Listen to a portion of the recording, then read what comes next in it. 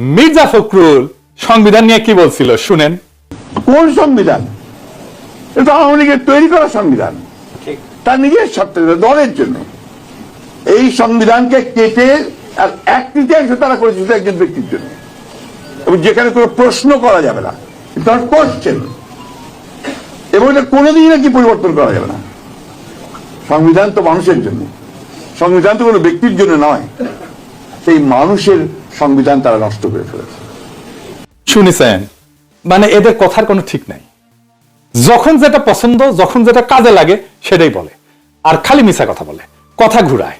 এই জন্য এদেরকে বিশ্বাস করে না, ইচ্ছা মতো এটা কথা ঘুরায়। আগে এক কথা বলে, তারপর আবার চোখ উল্টে দেয়। এরা সবসময় চোখ উল্টায়, এরা হইতেছে চোখ উল্টানো পার্টি, বুঝিস? আবার পার্থ কারাগারের উদ্দেশ্য করে কইছে আপনারা 6 বলে 12 রান করেছেন, আর আমরা এর আগে 300 রান করেছি। শুনেন, আপনারা 6 বলে 12 রান করেছেন, কিন্তু এর আগের 300 রান আমরা সবাই মিলে করেছি। শুনেছেন, আপনারা তো এই ভিডিওটা দেখেছেন, বিএনপি নেতার স্লোগান দিতে দিতে দৌড় দেওয়া। এটা সব দেখান আবার।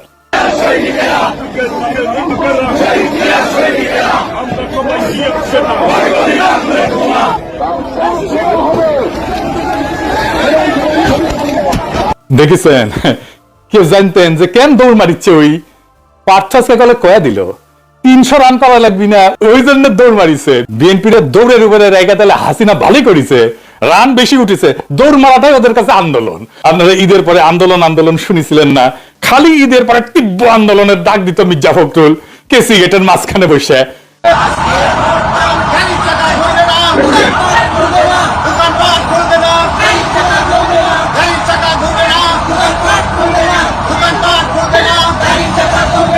এইটা হইতেছে দৌড়ানির আন্দোলন, রাস্তায় নামে মারতো দৌড়। 17 বছর আন্দোলন করে যে কিছু করতে পারে নাই, সেটা পার্থ নিজের মুখে বলেছিল। শোনেন, এবং তরুণ প্রজন্মের একটি বড় অংশ তারা কিন্তু এই পরিবর্তনের জন্য ভূমিকা রেখেছে। তাদের উদ্দেশ্যে আপনার কি বলা থাকবে এবং তাদের জন্য আপনার চ্যাম্পিয়ন তারা তো এত, তাদের এই রক্তের উপরে দিয়েই তো আজকে আমরা এই স্বপ্ন দেখছি। আমরা যেখানে 17 বছর আন্দোলন করে কাঙ্ক্ষিত লক্ষ্যে পৌঁছাতে পারিনি, সেই জিনিসটা তারা করেছে, এবং এই কারণে জাতি সবসময় তাদেরকে স্মরণ রাখবে। এবং আমরা আমাদের জায়গা থেকে তাদের পাশে দাঁড়িয়েছি, তার কারণে আমরা কারাবরণ করেছি, আজকে বের হয়ে আসছি। এখন আমাদের দায়িত্ব, তরুণ আমরা যারা সবাই আছে, সবাই মিলে এই দেশকে এমন একটা প্ল্যাটফর্ম দিব যাতে ভবিষ্যৎ প্রজন্ম ভালোভাবে দেশ চালাতে পারে। শুনেছেন, চ্যাম্পিয়ন কইছিল তখন পার্থ, আর আজকে কইতেছে 300 রান করেছে আগে। শুধু কি তাই, মেজর হাফিজ যারা স্পিকার বানায়, যারা উদ্দেশ্য করে সংসদে কথা বলে পার্থ, সে নিজেও বলেছিল কি শুনেন, যদি আরো 10 বছর সংগ্রাম করতাম, এই স্বৈরাচারী সরকারকে, যারা সেনাবাহিনীর অস্ত্র নিয়ে, মারণাস্ত্র নিয়ে নিরস্ত্র মানুষের উপর ঝাঁপিয়ে পড়ে, এটা তো সরানো সম্ভব ছিল না। আমি ধন্যবাদ জানাতে চাই এই লড়াকু ছাত্র সমাজকে, বৈষম্য বিরোধী ছাত্র সমাজ, তারা ইতিহাস সৃষ্টি করেছে। শুনেছেন, গান পার হইলে মাঝিকন চুদির ভাই, তাই না? এখন মুখটা বন্ধ কেন? এই যে পার্থ সাহেব, বলেন তো কি বলছিলেন 300 রান করা নিয়ে? বাড়ি কোথায় গোপালী? আপনার মুখটা এখন বন্ধ কেন বলেন তো? কি বলছিলেন এতক্ষণ ধরে? মুখটা বন্ধ কেন এখন? দেশ কোথায় গোপালী? আওয়ামী লীগের রক্ষিতা এই সংবিধানের ফেলায় আওয়ামী লীগ ভাগিছে, তো ইদ্যত কালটা তো শেষ হইতে দেন, তারপরে নিকা বসেন। এত প্রেমে দিওয়ানা হয়ে ইদ্যত কাল শেষ হওয়ার আগেই নিকা বসিলেন? ইদ্যত কালের তো একটা মেডিকেল রিজন আছে। 72 সংবিধানে পেটের তো বাকশালের বীজ আছে, ওই পোলা তো পেটের মধ্যে আছে, ফ্যাসিবাদের বীজ আছে, ওটা থেকে বাকশালী বের হবে, পয়দা হবে ফ্যাসিবাদী। আপনি ভারপ্রাপ্ত ভাদারি হয়ে থাকবেন। 72 সংবিধান শুধু রাজনৈতিক স্মারক না, এর ইনস্টিটিউশনাল ফেইলিওরের উৎস। পারতো একটা জিনিস বুঝলাম না, আপনি যেমন সংবিধানের বিরুদ্ধে কইছিলেন, ঠিক তেমনি আন্তর্জাতিক খ্যাতি সম্পন্ন বাটপার বিকাশ নুরাও কিন্তু কইছিল। শুনেন, এই গণবিরোধী সংবিধান দিয়ে বাংলাদেশ আর চলবে না। আজকে জাতির প্রয়োজনে নতুন সংবিধান রচনা করতে হবে। বিকাশ নুরা মন্ত্রী হইল, আপনি কেন হইলেন না? এই 72 সংবিধানের পরতে পরতে লুকায় আছে ফ্যাসিবাদ। এই সংবিধানে জন্ম দিয়েছিল হাসিনার ফ্যাসিবাদ।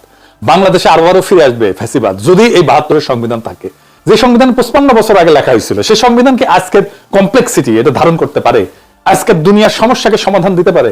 আমি একটা উদাহরণ দিই। আপনি আইনজীবী, ব্যারিস্টার, আপনি এটা জবাব দেবেন আমাকে। এই সংবিধান যে কত জঘন্য, কত অপূর্ণ, কত ধ্বজভঙ্গ আমি দেখে দিতেছি। বাংলাদেশের সংবিধানে কোনো পৃথক সাংবিধানিক আদালত নাই। সাংবিধানিক আদালত কেন লাগবে? কারণ সংবিধান ব্যাখ্যা এবং রক্ষার দায়িত্ব সাংবিধানিক আদালতের। এই ব্যাখ্যা এবং রক্ষার দায়িত্ব আমি দিয়ে দিছি সুপ্রিম কোর্টকে। কিন্তু যেই সুপ্রিম কোর্টের বিচারপতি নিয়োগ পায় রাষ্ট্রপতির মাধ্যমে, যিনি প্রধানমন্ত্রীর পরামর্শে কাজ করে, তার মানে কি? তার মানে বিচারপতি তো আমার নিয়োগ করার চাকর। জার্মানি, দক্ষিণ কোরিয়া, দক্ষিণ আফ্রিকা বহু দেশে পৃথক সাংবিধানিক আদালত আছে যেখানে বিচারপতি নিয়োগের নির্বাহী বিভাগের হস্তক্ষেপ থাকে না। বাংলাদেশে এই সুরক্ষা নাই। ফলাফল বিচার বিভাগ নির্বাহী বিভাগের উপর নির্ভরশীল হয়ে পড়ছে। সংবিধান রক্ষার দায়িত্ব যাদের উপরে, তারা নিজেরাই সংবিধান লঙ্ঘনকারী নিয়োগ করা। আপনি যা সাংবিধানিক আদালত ঢুকাইতে পারবেন সংবিধান সংশোধন করে? এই সংবিধানে বলেন তো কতগুলো জায়গায় আপনার সংশোধনী আনতে হবে? চিন্তা করে দেখছেন একবার? আপনি তো ব্যারিস্টার। পুরা কনস্টিটিউশনের ডিজাইনটাই হাইকোর্ট ডিভিশন, অ্যাপিলেট ডিভিশনকে কেন্দ্র করে লেখা।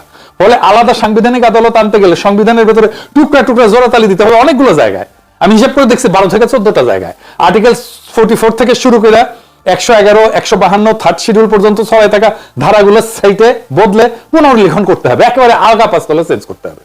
আর্টিকেল 44 বদলাইতে হবে, 94 বদলাইতে হবে, আর্টিকেল 95 বদলাইতে হবে, আর্টিকেল 96 বদলাইতে হবে, আর্টিকেল 104 বদলাইতে হবে, 105 বদলাইতে হবে, 6 বদলাইতে হবে, আর্টিকেল 98 বদলাইতে হবে, আর্টিকেল 101 বদলাইতে হবে, 102 বদলাইতে হবে, প্রায় নতুন করে লিখতে হবে আর্টিকেল 103, 104, 105, 106, 107, 108, 109, 110, 111 এগুলো সব বদলাইতে হবে। আর্টিকেল 152 বদলাইতে হবে, থার্ড শিডিউলে হাত দিতে হবে। আর্টিকেল 148 পুরো আবার পুনর্লিখন করতে হবে, পুরো প্রথম আগা পাঁচতলা। 12টা থেকে 14টা মূল অনুচ্ছেদকে আমূল বদলাইতে হবে। এর চেয়ে নতুন সংবিধান লেখা সহজ নাকি? বলবেন এখন সাংবিধানিক আদালতের দরকার নাই? আপনারা বলেন সংসদ মহান, সংসদ সার্বভৌম। না, সংবিধান ব্যাখ্যা রক্ষা করার দায়িত্ব সুপ্রিম কোর্টের। আপনার কিসের সার্বভৌম? বাংলাদেশে তো জুডিশিয়াল অটোক্রেসি আছে সব সময়, সবার উপরে আদালত, অনির্বাচিত বিচারকদের রাহাজানি চলে সব সময় সংবিধানের উপরে। কথা খুব সোজা, যে সংবিধান বারবার স্বৈরতন্ত্রের জন্ম দেয়, যে কাঠামো ফ্যাসিবাদ থাকিতে পারে না, যে ব্যবস্থায় জনগণের ভোটের উপরে দল, দলের উপরে নেতা, আর নেতার উপরে আর কেউ থাকে না, সেই ব্যবস্থা রক্ষা করাকে আমি কোনো প্রজ্ঞা বলে মনে করি না, কাপুরুষতা বলে মনে করি, প্রতারণা বলে মনে করি। আজ যারা 72-এর সংবিধানের প্রেমে হাবুডুবু খাইতেছেন, তাদের মনে রাখা দরকার এই সংবিধান কোনো পবিত্র ধর্মগ্রন্থ না, এইটা একটা রাজনৈতিক দলিল। আর জনগণ চাইলে রাজনৈতিক দলিল বদলায়, ছুঁড়ে ফেলে, নতুন করে লেখে। তাই প্রশ্ন একটাই বিএনপিকে, আপনারা কি মৃত কাঠামোর পাহারাদার হয়ে থাকবেন নাকি সত্যিকারের নতুন বাংলাদেশের ভিত্তি লিখবেন? কারণ জোড়াতালি দিয়ে রাষ্ট্র বাঁচে না। নতুন রাষ্ট্র করতে হলে নতুন সাহস লাগে, নতুন রাষ্ট্র করতে গেলে নতুন সংবিধান লাগে। 72-এর সংবিধান 1973 থেকে শুরু করে 2026-এর বাংলাদেশি উপহার দেবে আপনাদেরকে। আবার একই জিনিস ঘটবে, সংবিধানই তো রাষ্ট্র বানায়। আপনি তো আগের সংবিধান রাখছেন, তাহলে আগের রাষ্ট্রও থাকবে। আগামীর বাংলাদেশ আর বানাইতে পারবেন না। আমরা নতুন সংবিধান লিখবো আজ বা কাল, একদিন না হয় আর একদিন। নতুন সংবিধান ছাড়া বাংলাদেশ আজাদ হবে না, বাংলাদেশের মানুষের আজাদি আসবে না। আমাদের আজাদ হওয়া দরকার, আমাদের আজাদি দরকার। আজাদি জিন্দাবাদ, ইনকিলাব জিন্দাবাদ।